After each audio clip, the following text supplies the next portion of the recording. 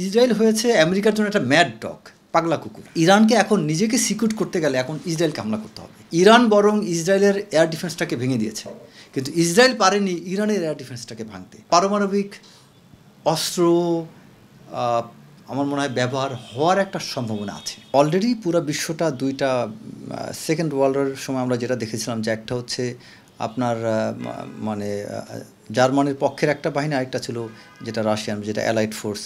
তো এখানে কিন্তু এই জায়গাটাও আমরা দেখতে পাচ্ছি যে একটা মুসলিম ওয়ার্ল্ড একদিকে চলে যাচ্ছে, ইউরোপিয়ান কান্ট্রিগুলো আরেকদিকে। এখন ইউরোপিয়ান কান্ট্রিগুলোর মধ্যে কারা কারা অন্তর্ভুক্ত, যেমন আপনি যদি খেয়াল করে দেখেন যে এটা আবার দুই ভাগে বিভক্ত। যেমন একটা গ্রুপ আছে খুব আপনার কী বলা যায় অ্যাগ্রেসিভ স্টেটমেন্ট দিয়েছে, সে ফর আপনার ফ্রান্স, ইউএসএ, চেক রিপাবলিক। তারা বক্তব্য দিয়েছে যে ইরানের যে হামলাটা করেছে ইসরায়েল, এটাকে তারা টার্ম করেছে যে সেলফ ডিফেন্স নামে, যে সেলফ ডিফেন্স হিসাবে ইসরায়েলকে এটা করতে হয়েছে। একই সাথে আবার জার্মান, আপনার ইতালি, তারপরে ইউকে সহ আয়ারল্যান্ড, এই কান্ট্রিগুলো স্টেটমেন্ট দিয়েছে যে এটা ডিএসকেলেশন দরকার, অথবা এটাকে বলেছে যে ফার্দার এসকেলেশন, বা এটা দ্যার শুড বি নেগোসিয়েশন, দুইটা গ্রুপের মধ্যে একটা আলোচনা হওয়া উচিত। এভাবে তারা কথা বলেছে। মানে তারা মানে ইসরায়েলের হামলাটাকে তারা ঘৃণা পোষণ না করে, এটার প্রতি তারা প্রতিবাদ না করে, তারা বলছে যে ঠিক আছে, দুই পক্ষ আলোচনায় আসুক। তার মানে তারা এখানে ইসরায়েলের ইনডাইরেক্টলি পক্ষে, বাট তারা ইরানের একদম ডাইরেক্টলি বিপক্ষে না হলেও ইরানের সাথে নেই।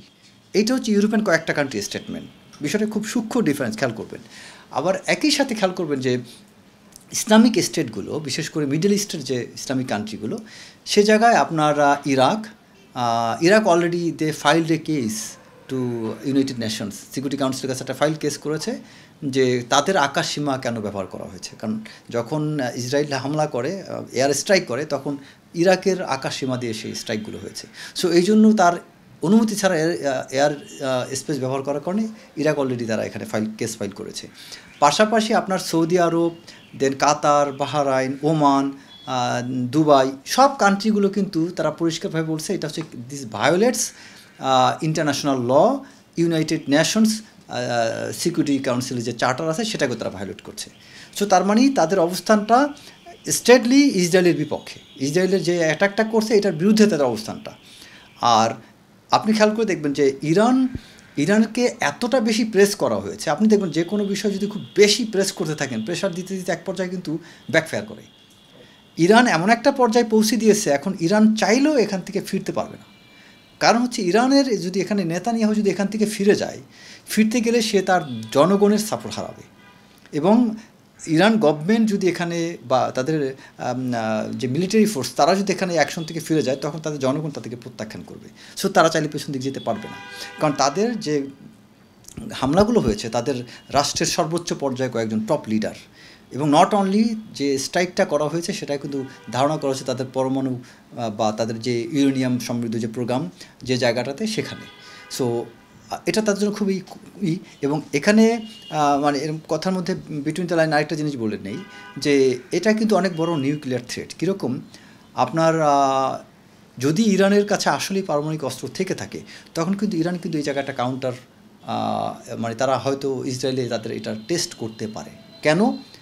কারণ হচ্ছে যে যদি ইরানের কান্ট্রিতে তাদের অভ্যন্তরে যদি এটার এক্সপ্লোশনটা হয়, কারণ যেভাবে ইসরায়েল অ্যাটাক করে যাচ্ছে তাদের লক্ষ্যবস্তুকে কেন্দ্র করে, কারণ তাদের টার্গেট হচ্ছে এটাকে ধ্বংস করে দেওয়া। এখন এটা ধ্বংস করতে গেলে এক্সপ্লোর তো ওই কান্ট্রিতেই হবে, তখন তো ইরান নিজেরা মরবে। সো তার চেয়ে বেটার তারা তো তখন চিন্তা করবে। একটা কথা হচ্ছে কি যে সিকিউরিটি ডিলেমা বলে একটা শব্দ আছে, যে একটা পাশের আপনার রাইভাল কান্ট্রি যখন, আপনার এনিমি কান্ট্রি যখন উপরে দিয়ে উঠতে থাকবে, পাওয়ার বাড়াইতে থাকবে, তখন কিন্তু আপনাকে বাধ্য হয়ে পাওয়ার বাড়াইতে হবে।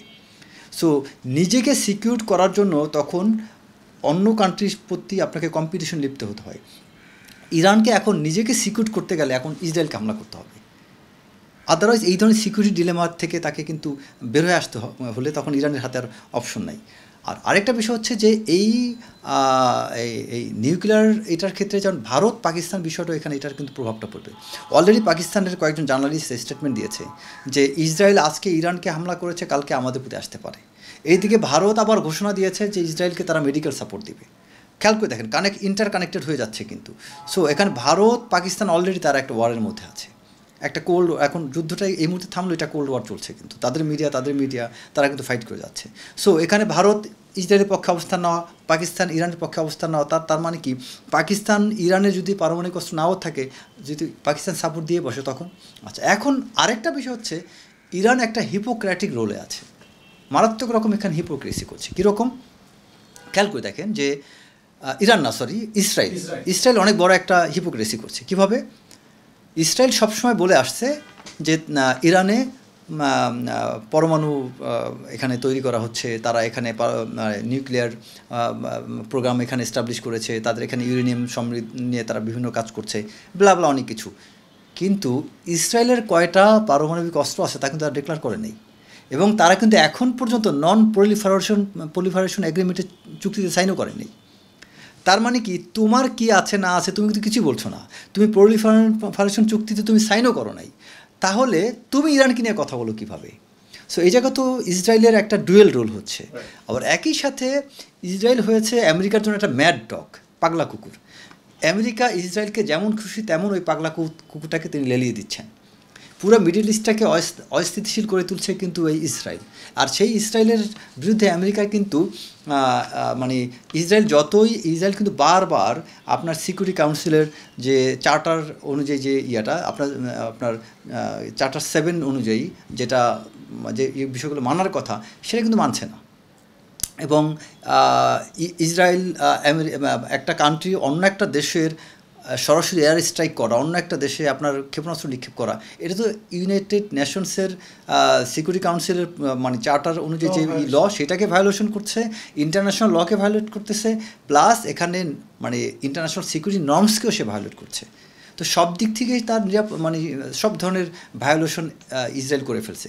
কিন্তু ইসরায়েল যখন এই কাজগুলো করে তখন এটাকে আমেরিকা টার্ম দিচ্ছে সেলফ ডিফেন্স। কিন্তু একই কাজটা যদি আজকে ইরান করতো তাহলে কি আমেরিকা এটাকে সেলফ ডিফেন্স বলতো না? ইরান না, যে কোনো কান্ট্রি করতো তাহলে কিন্তু আমেরিকা এটাকে সেলফ ডিফেন্স টার্ম দিত না। তো এখন প্রশ্ন থাকতে সেলফ ডিফেন্স শব্দটা হু ডিফাইন্স, বা এটা ডেফিনেশনটা অ্যাকচুয়ালি কী? যদি সেলফ ডিফেন্স শব্দটাকে আমেরিকা ডিফাইন করে, ইসরায়েল ডিফাইন করে, অর্থটা দ্বারা একরকম। আর এই সেলফ ডিফেন্সটা যদি আপনার কোনো মুসলিম কান্ট্রি তথা বাংলাদেশ বলেন বা পাকিস্তান বলেন অথবা যদি ইরান বলেন, তখন কিন্তু এটা ডেফিনেশনটা আরেক রকম হয়ে যাচ্ছে।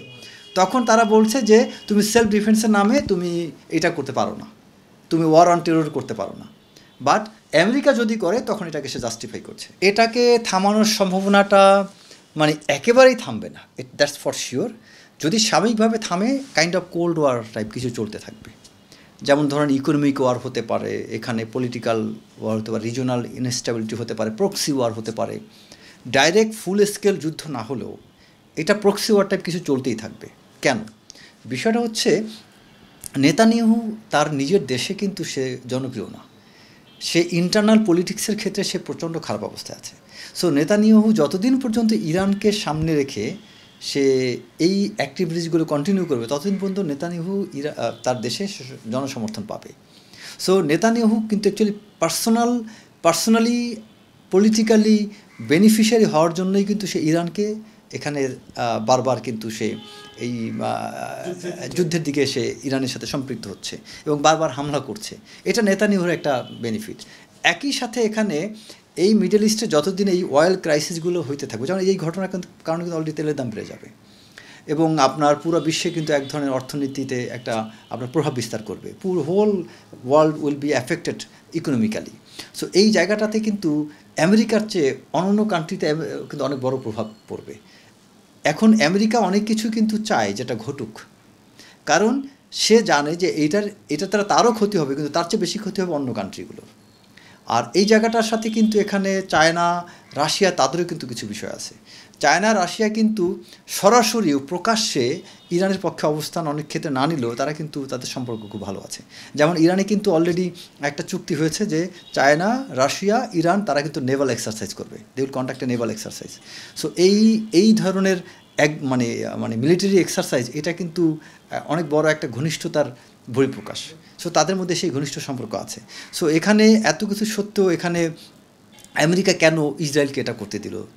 আমেরিকা কি জানে না যে চায়নার সাথে রাশিয়ার সাথে তার একটা অ্যালাইনমেন্ট আছে? তাহলে কেন করলো? কারণ আমেরিকা জানে যে রাশিয়া অলরেডি ইউক্রেন ইস্যুতে অনেকটা দুর্বল হয়ে গেছে।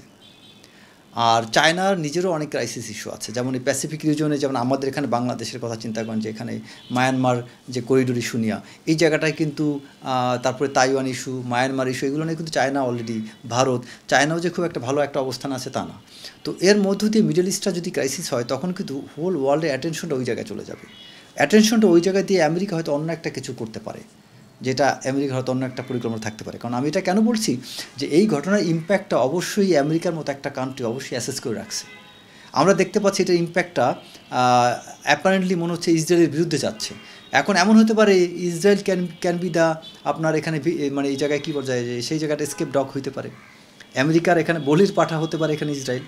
কারণ অলরেডি দেখেন বিশ্বের ইতিহাসে সেকেন্ড ওয়ার্ল্ড ওয়ারের পরে মনে হয় না কোনো কান্ট্রিতে এত ধ্বংসযজ্ঞ হয়েছে, যেটা ইসরায়েলে আমরা ফুটেজে যেটা দেখতে পাচ্ছি। ইসরায়েলে যদি তাদের আন্ডারগ্রাউন্ড, যদি তাদের ইয়ে না থাকতো, যেমন তারা এখানে আপনার মাটির নিচে তারা তাদের আবাসস্থল তৈরি করেছে, এবং তাদের হসপিটাল ইয়াটাকেও শিফট করে তারা কিন্তু মাটির নিচে নিয়ে গিয়েছে। সো তাদের যদি এরকম আপনার আন্ডারগ্রাউন্ড তাদের শেল্টার না থাকতো, তাহলে ইসরায়েল আজকে দেখতে পেতেন হয়তো বা 50% লোকে মারা গিয়েছে। কারণ যে পরিমাণে আপনার বোম ব্লাস্ট হয়েছে, এয়ার স্ট্রাইক যে পরিমাণে হয়েছে, এটা মানে আনহার্ড। সো এই জায়গাটায় কিন্তু অ্যাকচুয়ালি ইসরায়েল মানে তাকে রিকভার করা নট দ্যাট ইজি। মিডল ইস্টের সব কান্ট্রিগুলো কিন্তু আগে একটা ব্যাপার ছিল যে ইসরায়েলের পাশে মিডল ইস্টের কোনো না কোনো কান্ট্রি কিন্তু ন্যাকেডলি দাঁড়াইতো। এখন কিন্তু সেই ন্যাকেডলি কেউ দাঁড়াচ্ছে না, কিছুটা হলেও সেই ভাঙনটা তৈরি হয়েছে।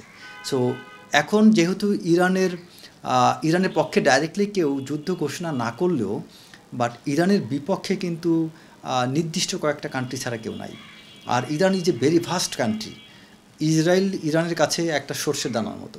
তো এই এত ভাস্ট একটা কান্ট্রিতে ইসরায়েল অ্যাটাক করে খুব একটা কিছু করতে পারবে না। তার মানে পারবে কখন, যদি আমেরিকা, ফ্রান্স বা ইউকে যদি তার সাথে জয়েন করে। এখন আমেরিকা, ফ্রান্স, ইউকে যদি তার সাথে জয়েন করে, আপনি যে ম্যাপটা দেখেন, এখন যদি ওই জায়গাটাতে যদি আপনার অ্যাক্সেসটাই বন্ধ হয়ে যায়, যেমন হরমুজ প্রণালী, এখানে ঢুকতে পারবে না। এক, দুই হচ্ছে তারা মেডিটেরিয়ান সি দিয়ে যখন আসবে, সেখানে তারা যে আপনার এয়ার স্পেস ব্যবহার করার ব্যাপার, সৌদি আরব তার এয়ার স্পেস ব্যবহার করতে দেবে না। কারণ ইরানকে আপনি হামলা করতে গেলে, ইরানের নেইবারিং স্টেটগুলো হচ্ছে জর্ডান, ইরাক, সৌদি আরব, সব অনেকগুলো কান্ট্রি।